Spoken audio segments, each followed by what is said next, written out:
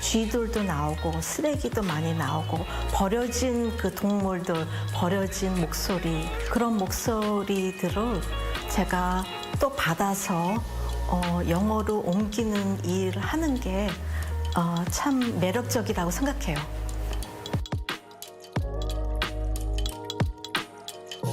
영어로서는 그 여잔지 남잔지 he, she, 프로나운이 굉장히 뚜렷하게 나와야 되잖아요. 한국어는 subject 없이도 쓸 수 있고 pronouns도 별로 쓰지 않고 그래서 저는 항상 선생님한테 이 사람이 여자예요, 남자예요? 그가 누구예요? 항상 그런 질문을 던지고 있어요. 시에 나오는 리듬, 톤, 목소리 그런 거를 다시 영어로 살려야 된다고 생각해요. 뜻만 아니라. 물론 영어하고 한국어하고 그 문법은 굉장히 다르잖아요. 그 문법도 생각하면서 하지만은 뜻보다 그런 감각, 경험, 그 언어를 다시 어떻게 경험을 할 수 있는지. 그래서 미국에서 그 독자들이 선생님 시를 읽을 때 창의롭게 경험할 수 있게 시를 살리는 게 굉장히 중요하다고 생각해요.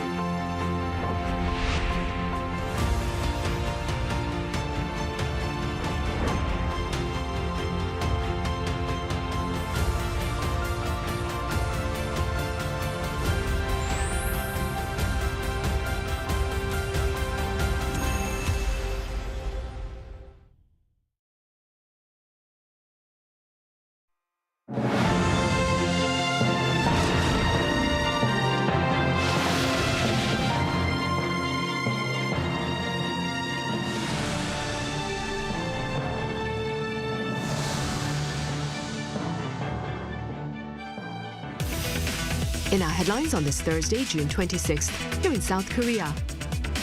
President Jae-myung addresses the National Assembly today in support of the supplementary budget proposal, stressing that bolstering the economy and livelihoods are the most urgent tasks. In the Netherlands, National Security Advisor Wi Sung-lak and NATO Secretary General Mark Rutte agreed to set up a new Director General-level defense consultative group. And speaking to reporters on the sidelines of the NATO summit, US President Donald Trump says Washington and Tehran will sit down next week for nuclear talks. We start at the National Assembly, where President Jae-myung earlier today addressed members of the parliament in a speech to support the supplementary budget proposal. Our top office correspondent Yoon Jung-min covers his remarks.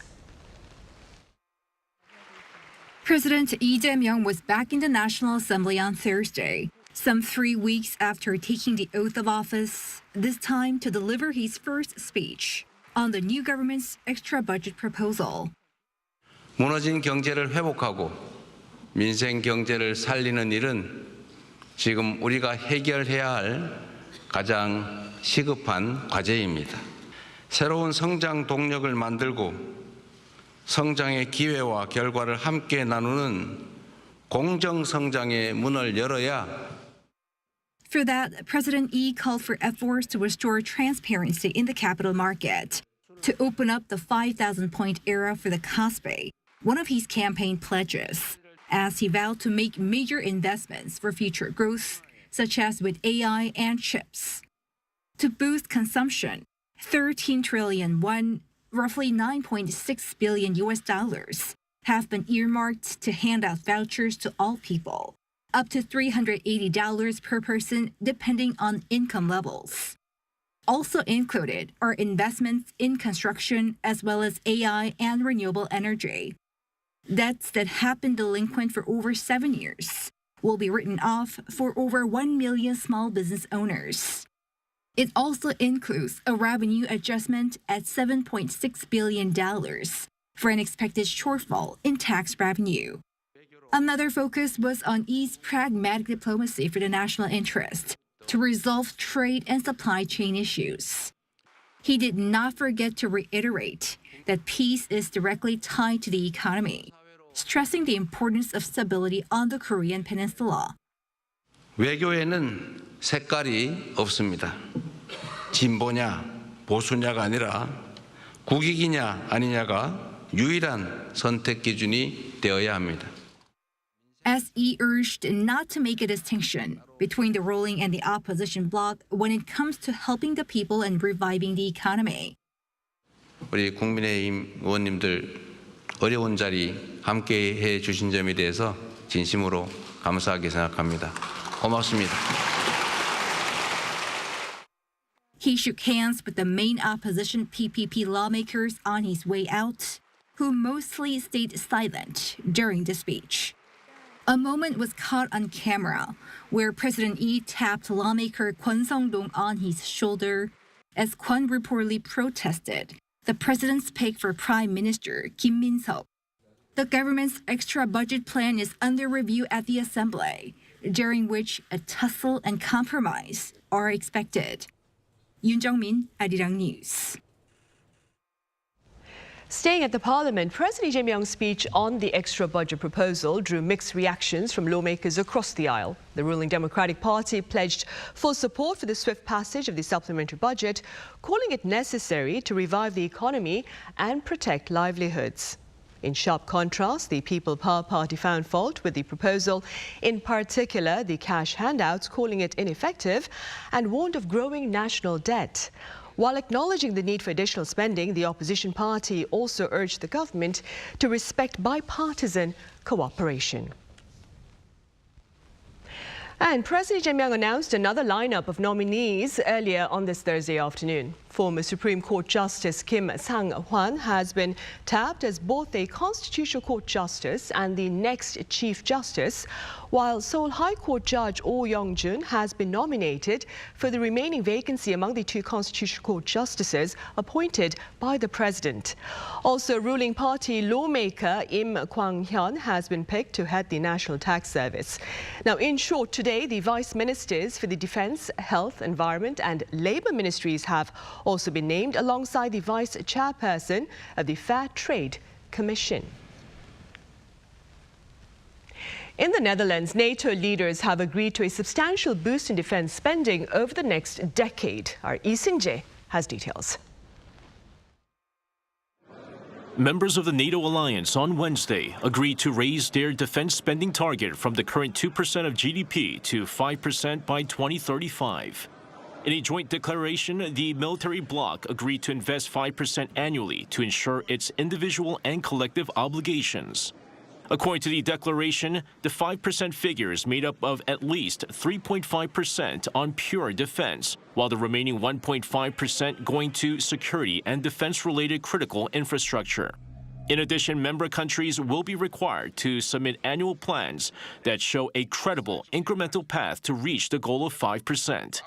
The agreement comes as U.S. President Donald Trump had been critical of the military bloc for its lack of contribution to defense spending. Meanwhile, after Spanish Prime Minister Pedro Sanchez said his country could meet its commitments to NATO while spending much less than the new target of 5% of GDP, Trump threatened Spain with higher tariffs if it did not commit to the same target as all the members. You know what we're going to do? We're negotiating with Spain on a trade deal. We're going to make them pay twice as much. And I'm actually serious about that. President Trump also held a closed-door meeting with Ukrainian President Vladimir Zelensky on Wednesday at The Hague, after which the U.S. president didn't rule out sending Ukraine monetary and defense aid. So let me just tell you, they do want to have the anti-missile missiles, okay, as they call them, the Patriots. And we're going to see if we can make some available. You know, they're very hard to get. Trump appeared to have shifted tone compared to last meeting with Zelensky, while the Ukrainian leader also offered similar praise of Trump, adding Ukraine is ready to buy more U.S. weapons. 이승재, Arirang News. National Security Advisor Wee Sung-rak was in the Netherlands on behalf of President Lee Jae-myung for talks with NATO members and partners on bolstering defense initiatives. Our presidential office correspondent Song Yoo-jin reports. South Korea and NATO are eyeing to step up their defense cooperation. During a bilateral meeting on the sidelines of the NATO summit, South Korea's National Security Advisor Wee Sung-rak and NATO Secretary General Mark Rutte agreed to create a new Director General level defense consultative group. They also discussed Seoul's potential participation in the Defense Pact's high visibility projects, which are joint initiatives focused on developing key military capabilities, such as aerial refueling systems and ammunition. Attending the summit on behalf of President Lee Jae-myung, we delivered a letter from Lee reaffirming the administration's commitment to strengthening the partnership with NATO.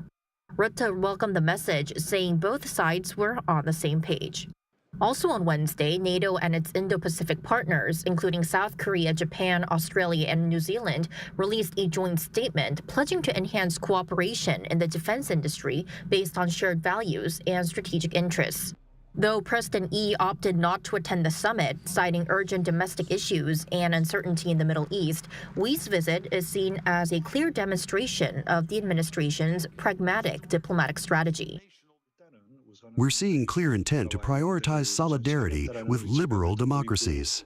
I believe these decisions show President Lee's commitment to deepening ties with like-minded countries, while also working to improve relations with China, Russia, and even North Korea within that broader framework. While in The Hague, Seoul's security chief also met with U.S. Secretary of State and National Security Advisor Marco Rubio, where the two agreed on the need to arrange a bilateral summit as soon as possible.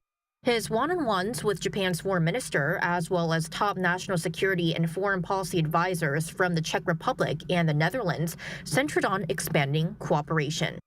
Song Yoo-jin, Arirang News. Meanwhile, speaking to members of the media on the sidelines of the NATO summit, U.S. President Donald Trump revealed that Washington and Tehran will sit down next week for talks of the latter's nuclear activities, while acknowledging the fragile state of the current truce between Israel and Iran. Our political correspondent Shin Ha-young reports. Speaking at a press conference at the end of the NATO summit in the Netherlands on Wednesday, U.S. President Donald Trump said the U.S. will meet with Iran next week to discuss a potential nuclear agreement, which had been put on hold amid conflict between Israel and Iran. We're going to talk to them next week with Iran. We may sign an agreement. I don't know. The only thing we'd be asking for is what we were asking for before about we want no nuclear, but we destroyed the nuclear. In other words, it's destroyed. Although Israel and Iran agreed to a ceasefire after 12 days of fighting, Trump did not rule out the possibility that the conflict could reignite possibly soon. And they're both tired, exhausted. They fought very, very hard. And can it start again? I guess someday it can. It could maybe start soon. Citing a report from the Israeli Atomic Energy Commission, Trump reaffirmed that Iran's nuclear facilities were completely destroyed by U.S. military strikes last weekend. He also criticized CNN and the New York Times for reporting that the damage was limited. Some great statements just came out from the Israeli Atomic Energy Commission and from Iran, as you know, that it was complete, total destruction. And CNN turned out to be fake news, as always. That's why they have no credibility. That's why the New York Times and CNN make up a phony story to get some hits. CNN reported on Tuesday that according to an early U.S. intelligence assessment, last weekend's U.S. strikes on 3 of Iran's nuclear facilities did not destroy the core components of Tehran's nuclear program and likely only set it back by months. Meanwhile, Iran's state-affiliated news outlet Noor News reported that Iran's parliament approved a bill on Wednesday to stop working with the International Atomic Energy Agency. Iranian Parliament Speaker Mohammad Bagher Ghalibaf said the Atomic Energy Organization of Iran will suspend cooperation with the IAEA until the security of the nuclear facilities is guaranteed. He also said that Iran will speed up its peaceful nuclear program. This means it will no longer allow the agency to inspect or verify its nuclear sites and activities. 신하영, Arirang News. In other news, North Korean leader Kim Jong-un's wife, Lee Sol-ju, made a rare public appearance, the first in about a year and a half. According to reports by the regime's media, Lee joined her husband and their daughter, Chue, at the completion ceremony of the Wonsan Galma tourist zone earlier on Tuesday. Now, Lee appeared to be carrying a Gucci bag while dressed modestly, in contrast to the white formal suit of her daughter, Chue. Officials here in Seoul suggest that Lee's subdued presence next to her daughter could be an attempt to maintain the public spotlight on Chue. Over in the U.S., Federal Reserve Chairperson Jerome Powell says the inflationary impact of the Trump administration's tariffs is very hard to predict. Speaking at the Senate Banking Committee on Wednesday, Powell said the impact of tariffs on prices could be larger or smaller than expected, a risk that calls for prudence in policy making.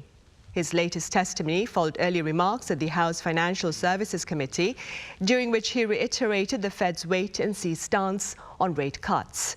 The central bank last week left its benchmark interest rate unchanged at 4.25 to 4.5%.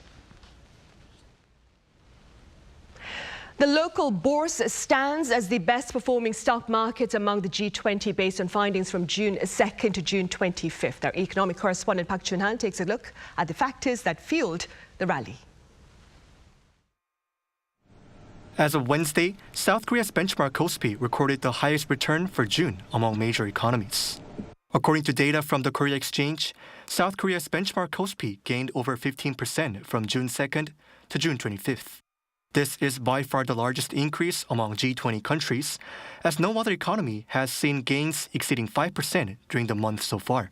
In terms of index gains in 2025, the KOSPI is up over 700 points from below 2,400 on January 2nd to over 3,100 on June 25th. This represents an increase of over 29% in less than 6 months. Among the various factors that led to the rally, experts point to eased uncertainties and high expectations for the new Lee Jae-myung administration's economic policies as key reasons for the surge. The weakening of the dollar, coupled with a cycle of fiscal policy expansion and interest rate cuts in emerging economies outside the U.S., have created a favorable environment for investment. After a period of political uncertainty, the snap presidential election removed some of this and resulted in a strong inflow on policy expectations. The first half of 2025 in South Korea was marked by both internal and external uncertainties, which the market is extremely sensitive to. The political instability caused by the martial law declaration last December by then President Yoon Suk-yeol pressured investor sentiment and led to an outflow of foreign funds. Moreover, tariff threats from U.S. President Donald Trump also negatively impacted investor confidence. In early April, Trump announced plans to impose 25% reciprocal tariffs on Korea. The announcement heightened concerns about inflation and contributed to a weakened competitiveness for South Korean exports. However, Trump temporarily suspended the tariffs for 90 days, just days after his initial announcement, leaving room for negotiation. Since then, stock markets around the world, which had plunged earlier, began to rebound. President Lee, who has long promised to usher in the KOSPI 5,000 era, declared the start of new chapter as, quote, a new period with new hopes. He also visited the Korea Exchange earlier this month and highlighted the importance of dividend payouts and a zero-tolerance policy for stock price manipulation, pledging to lead the market through various reforms, including shareholder return policies and amendments to the Korean Commercial Act. However, there are potential concerns behind the rally. Tariff negotiations are approaching, with less than 2 weeks left until the deadline. Also, although there's a temporary ceasefire, the Middle Eastern conflict between Israel and Iran could heighten market uncertainties if both sides clash again. In the case of wars, we'll have to wait and see how long they last and how predictable they are, as both factors will affect the economy going forward. I think the overall U.S. economy and tariff policy, along with South Korean companies' second quarter results, will be key factors in determining how our stock prices move in the third quarter. Now the index has broken the crucial psychological resistance level of 3,000. Investors are keeping a close eye on whether the rally can be sustained. Park Jun-han, Arirang News.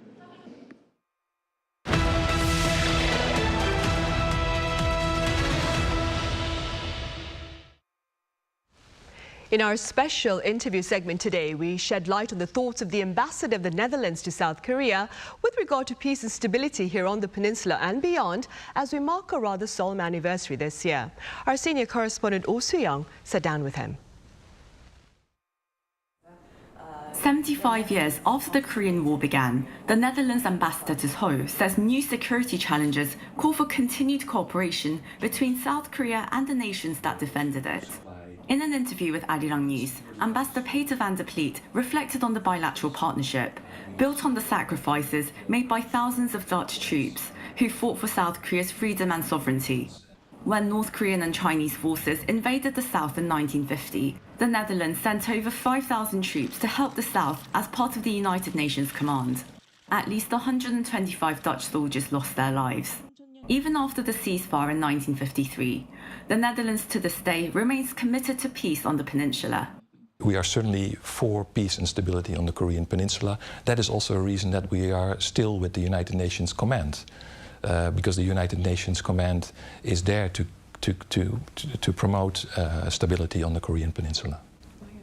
As global conflicts blur the traditional lines between the Euro-Atlantic and Indo-Pacific regions, the ambassador stresses that South Korea's security is becoming deeply linked to Europe's. The best example of that is the Russian military strategic cooperation with North Korea, with North Korean weapons and troops going to Russia to help Russia in its war of aggression against a sovereign state, Ukraine. But also in the other direction, the things that North Korea gets from Russia, and including military technology and other items. As such, South Korea has been increasing its cooperation with the North Atlantic Treaty Organization since the Russian invasion of Ukraine, supplying NATO countries with artillery shells, tanks, howitzers, and light combat aircraft.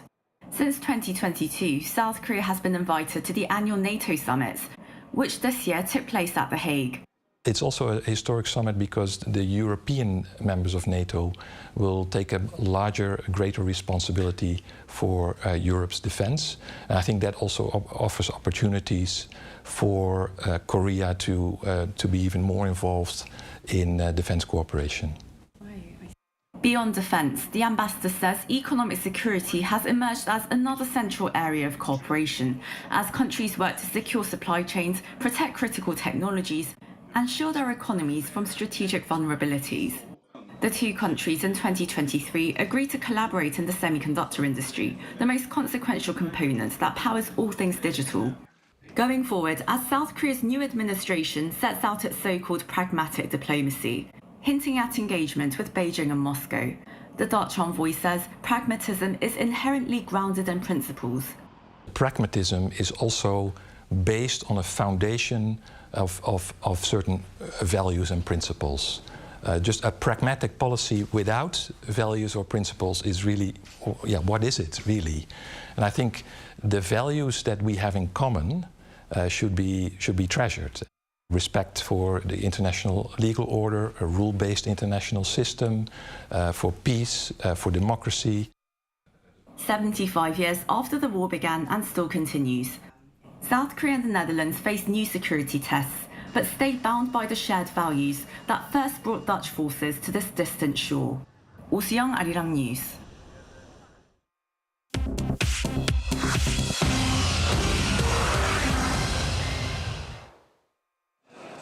This is The World Now, bringing you the latest stories from around the globe.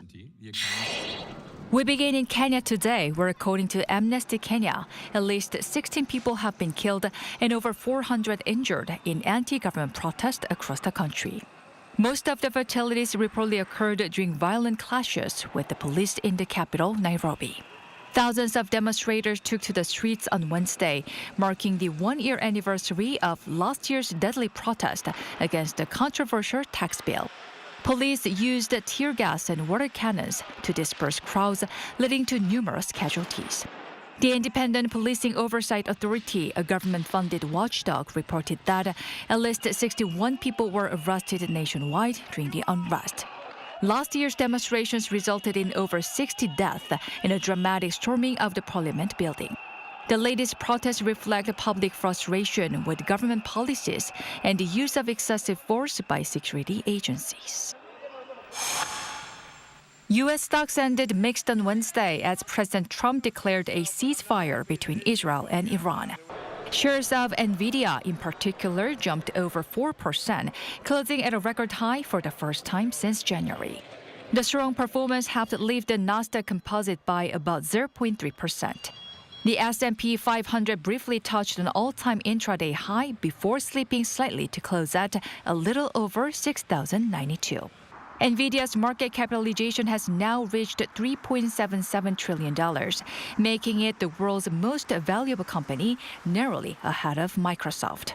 Analysts say investors remain confident in NVIDIA's dominance in the AI sector, despite tightened export controls to China under the Trump administration.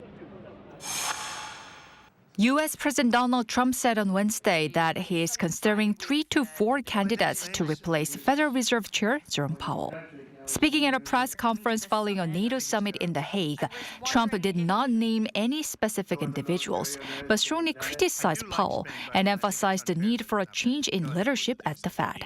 The remarks came amid tensions between Powell and Trump over interest rate policies.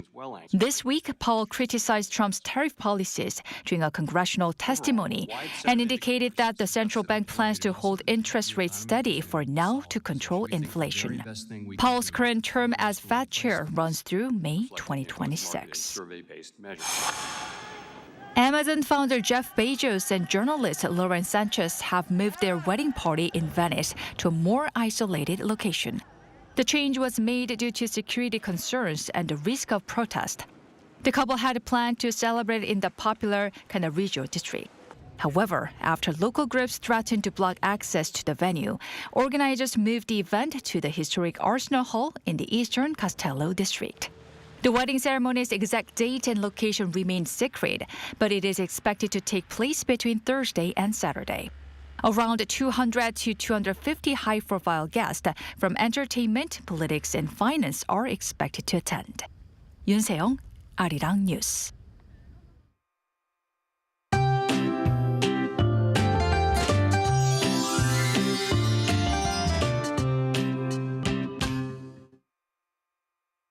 Today, daytime temperatures rose to around 30 degrees Celsius under clear skies across the country.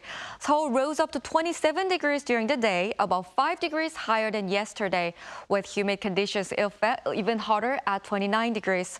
From tomorrow, the weather will get hotter around the country. Please take care not to get any heat-related illnesses. In addition, UV rays will be strong during the day tomorrow.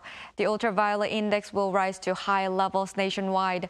They'll get their peak in the afternoon, rising to very high to dangerous levels around the southern parts of the country. Tomorrow morning will start warm at around 19 to 22 degrees all over the country. Daily highs will move up to 28 degrees in Seoul, Chuncheon, and Busan, 30 degrees in Daejeon. More rain will begin in the central regions on Saturday morning. That's all for Korea. Here are the weather conditions around the world.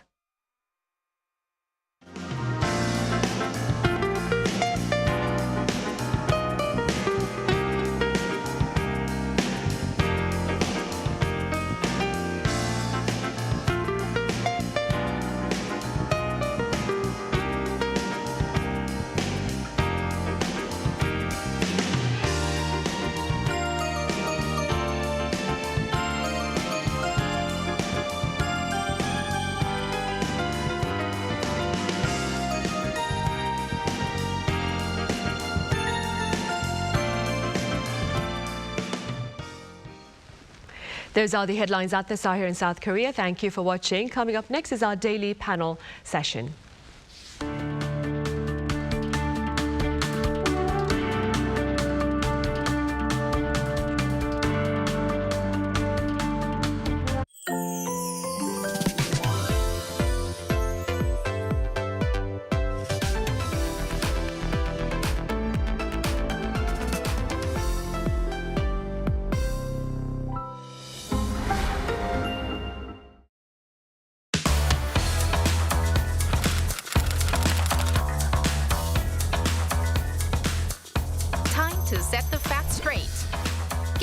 Korea right.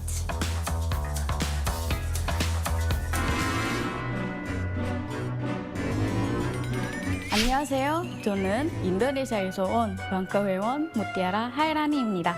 반갑습니다.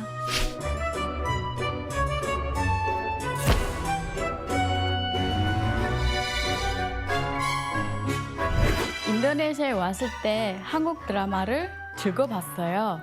그러다가 한국에 와서 대학을 다니게 됐어요. 한국 사극 드라마도 즐겨 봤어요. 왕과 왕비가 살고 그리고 신하들이 회의를 하고 그리고 궁녀들이 일하는 그런 궁궐에 관심이 생겼어요.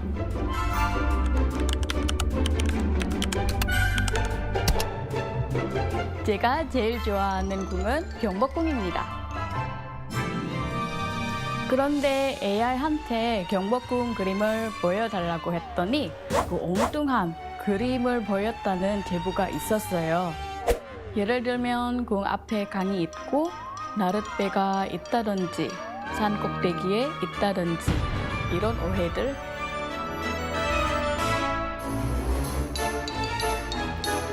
제가 직접 경복궁을 소개해 드릴게요. 같이 갈까요?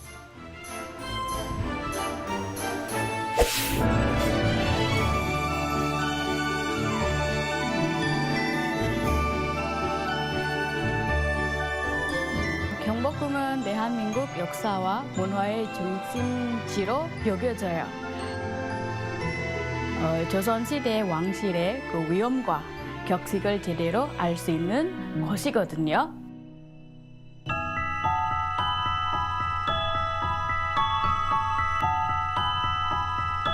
또 경복궁은 외국인 관광객이 많이 방문하는 서울의 랜드마크 중 하나입니다.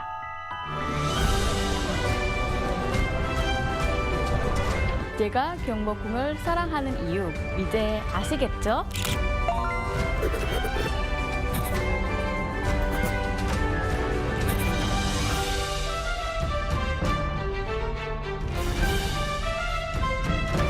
한국에 대한 잘못된 정보를 바로 찾는 일, 여러분도 함께 해주세요.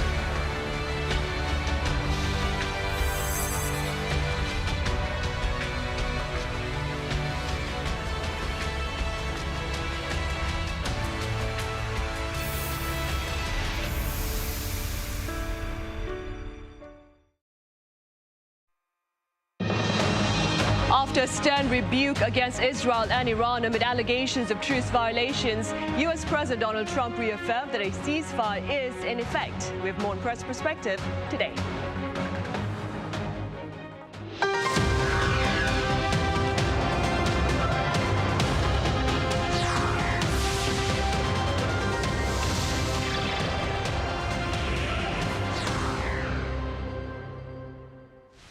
Hello and welcome to Thursday's edition of Press Perspective. It's June 26th here in Seoul. I'm Min Sun-hee.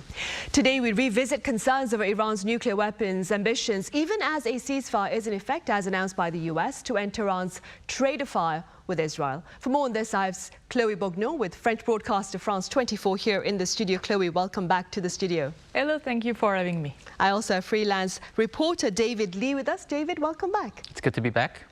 Right, Chloe, let's begin with the latest on the situation over in the Middle East. Now, a ceasefire, albeit fragile one, is still in place. Yes, the ceasefire is still holding on. It took hold on Tuesday, so it's the third day going on. It was announced by Donald Trump in a very usual manner from him, saying that it was complete and total ceasefire, capital letters. And it was marking a break from 12 days of war between Israel and Iran.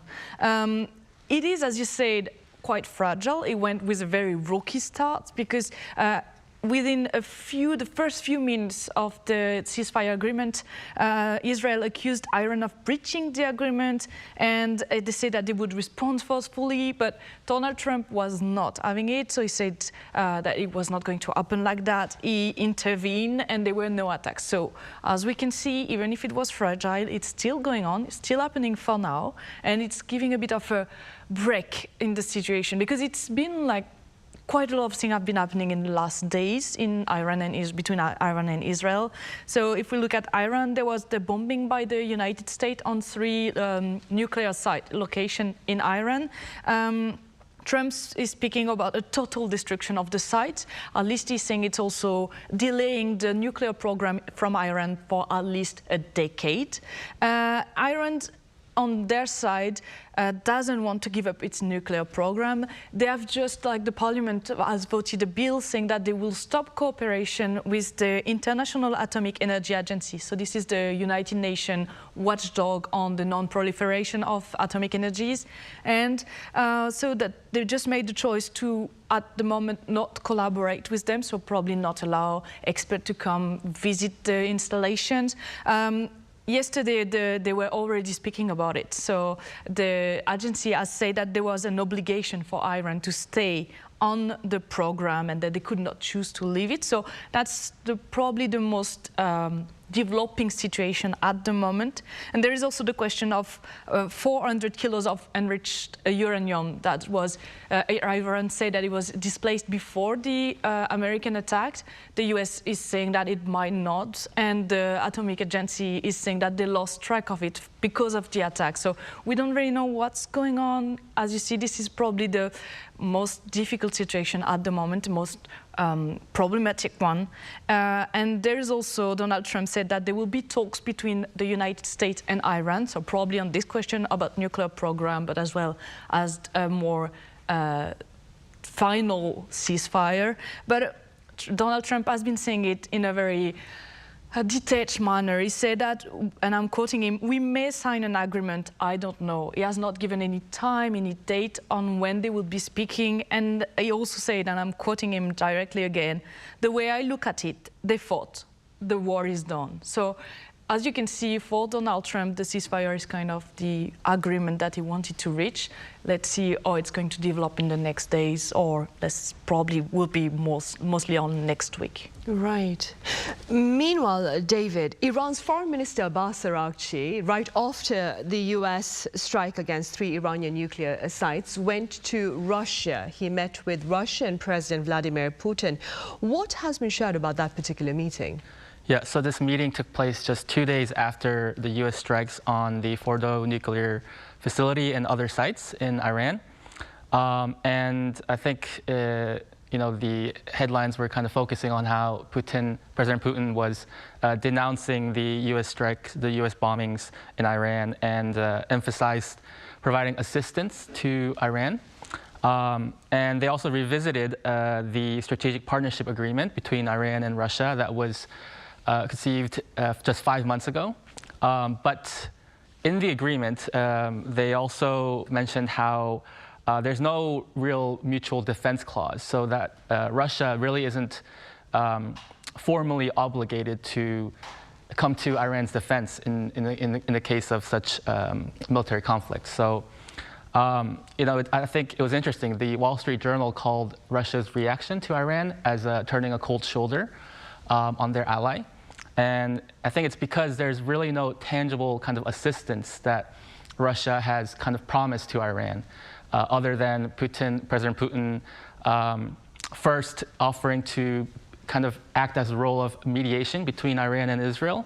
But even that, after President Trump kind of took on the helm of taking charge of the negotiations between Israel and Iran, he kind of backtracked and saying that for mediation, he went to kind of suggesting ideas for the negotiations or the relationship going forward. So, those are kind of what's been developed after the meeting between the foreign minister and President Putin. Right, and staying with that, Chloe, what more can you tell us about Russia's stance with regard to the events unfolding over in the Middle East?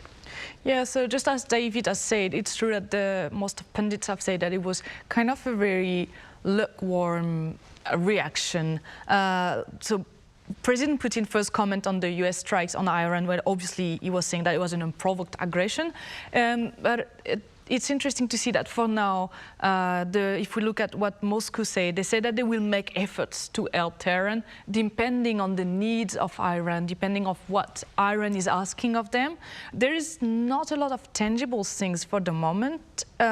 Dmitry Peskov, the Russian president's spokesperson, he said that they could make the mediation effort because, as David was saying, the US is kind of there, but mostly on the Israeli side. So there's this idea from Moscow to be on the Iranian side.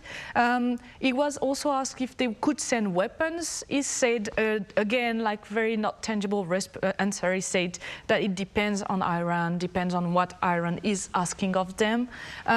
There's also another part that could be more problematic, more stressful, let's say, is the former Russian president, Dmitry Medvedev, who's the deputy chairman of the Security Council of Russia now. And he was saying that Donald Trump pushed the US, the United States, into the war. And he was also saying that countries, he's not specifying which one, is not citing Russia itself, but he was saying that countries are ready to directly supply Iran with their own nuclear warheads. So this is kind of, stressful situation regarding the risk of nuclear war, and nuclear deterrence is always quite a strong point. So this is not any kind of suggestion that he's making there, and he's linking it mostly to the fact that the United States have been also attacking Iran on the nuclear sites. Right. In the meantime, David, how might potential support, tangible support this is, hypothetically speaking, how might tangible support from Russia to Iran perhaps affect the Trump administration's foreign policy, do you think? I think it would really depend on the extent of such Russian support, whether it's funding, it's providing technology or weapons or even, infantry. So, but I think the key point here is that President Trump has sort of taken a more isolationist approach towards the situation in Ukraine, considering how the Biden administration, they provided weapons aid to Ukraine from the start, but President Trump has kind of discontinued that. We also know about the kind of disastrous meeting with Zelensky back in January, I think. And they recently just met up again at the NATO summit. And it appears this time it was a little bit better, but he's still kind of ambiguous in his answers about providing assistance to Ukraine. And then there's President Trump also has to balance his kind of promise of keeping President Putin in check, kind of rebuilding that relationship with Russia. And then also he's kind of branding himself as this peacemaker in the Middle East. So, these are all factors that would contribute to whether he would change his foreign policy stance. As of now, it kind of seems like the situation with Israel in the Middle East is a little bit more important on his agenda. So I don't know if I could say that he would likely change his stance in Ukraine, but we never know about other circumstances that could happen, such as oil prices, because Iran is such a crucial kind of region in terms of transportation of oil, whether oil prices will force his voters to, say otherwise. We don't know if there's going to be threats to the U.S. troops in the Middle East. So yeah, those are some things that might make him consider taking a more containment strategy in the region to kind of protect his national interests in that region. Chloe, against this backdrop of heightened tensions in the Middle East, this year's NATO summit took place in the Netherlands. What were some of your takeaways from this year's annual defense summit? Yeah, so, I mean, the main takeaway that we could get is, first of all, that it went quite well. I mean, the allies have always been a bit worried about Donald Trump's takes on NATO. He has been saying a few times beforehand that he was not really happy with the alliance. I mean, the United States are the backbones of this alliance. If they were to get away from NATO, NATO would not be strong enough, probably. So we've discussed here already beforehand when European nations were speaking about making their own collective army. So, I mean, this time we can see that it went well. The main things that happened, there's the big raise on defense budget for the allies. So the United States, and that was one of the war horse of Donald Trump, was to get the allies to pay more for their defense. He's been saying it quite a lot. So there is a commitment to a 5% raise in defense spending over the next decade. Will it happen? I mean, right now, it's currently a 2% guideline, and on the 32 members of NATO, there are 8 of them who are not meeting it. So will they be able to raise up to 5% in 10 years, especially right now with all the other subjects on the economy, like balance that you have to get? It's kind of hard to know, but at least that's something that Donald Trump got from this summit. Another thing that could reassure the allies is Donald Trump said that he stands with Article 5, Article 5 being the most important article of the NATO alliance, saying that an attack against one of the members is an attack against all. And this is probably the biggest deterrent from this NATO alliance, is saying to, especially for Russia, for example, would be saying to another country, if you are attacking any one of the members, all the other one can come and rescue them. So this is also something that was important for them, because we know that Donald Trump policies are mostly isolationism and one just America first. So that was interesting to see him say that he do believe in the Article 5. And the last thing was an interesting change compared to last year in the end of the summit collective declaration.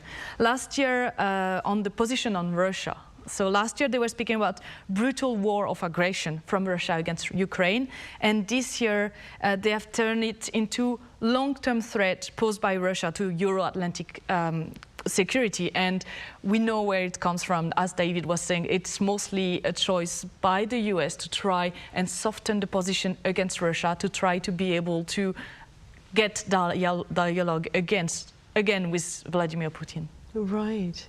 Chloe, as you mentioned, so Mr. Trump at the NATO summit reaffirmed the US commitment to Article 5 of NATO, which was quite reassuring for members of the NATO, I'm sure.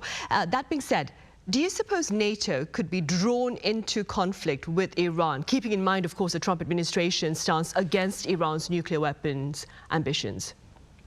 Yeah, so as you were saying, it would be Article 5 could be used if there was an attack against the United States. It's the European leaders on their side on this Iranian to Israel conflicts. They have called for de-escalation and diplomatic solutions. So for now, at least in their stance, the European leaders do not want to go to war, but this is also important to note that the United States have not officially declared war on Iran. And the Vice President Vance say again that the US are not at war with Iran, but at war with its nuclear program. So for now, there have been no strong retaliation from Iran. They have been like sending some missiles against one of the bases of the US, but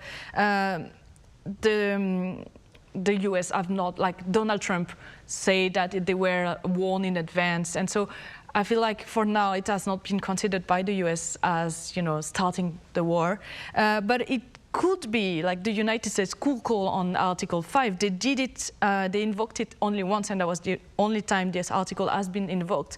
And it was in 9/11, 2001 terror attacks when the United States were strikes on their territory, and they called for Article 5 to get help in their war in Afghanistan afterwards. Right.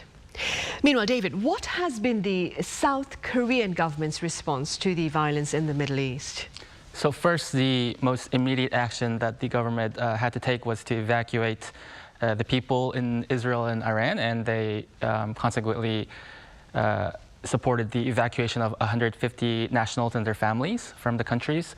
But as the conflict kind of ensued and the bombings continued, kind of a spotlight was put on Iran's kind of successful penetration of Israel's Iron Dome missile defense system.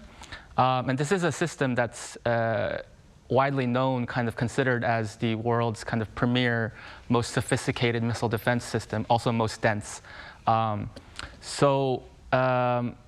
the reason that these missiles were so successful in creating damage was that some of the missiles would reach speeds of up to or more than Mach 10, and it was not just long-range ballistic missiles they were using. They were kind of mixing in with short and mid-range missiles as well. So that kind of, I guess, created kind of confusion to the Iron Dome and their other anti-missile defense systems in Israel.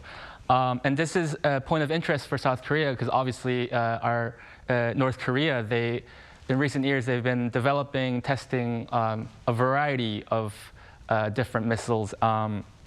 And we can't really ignore the quantity and the variety of their arsenal, right? And they're even known to have surpassed the capabilities that Iran has. So this is something that is of concern for South Korea in terms of national defense. But at the same time, South Korea has been investing trillions of won in their missile defense systems, the Korea Air and Missile Defense System, and also they have a preemptive strike system called the Kill Chain, which is kind of like if there's any threats that they can see from the north, they would strike the facilities beforehand, before any attacks would ensue.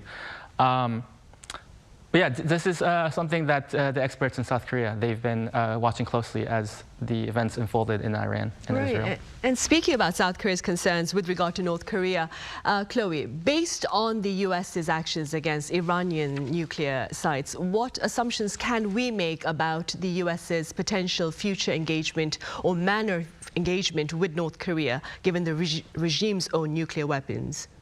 Yeah, so it's interesting to note that, so we were saying that the United States say that G.D. Vance is saying that they are at war with the Iranian nuclear program. And it's interesting to say that they've also been speaking about the denuclearization of North Korea. So in the same sense, it's been linked with the same subject of Iranian war, of the United States attack on Iranian nuclear site. The State of Department spokesperson in the US said that the United States want complete denuclearization of North Korea.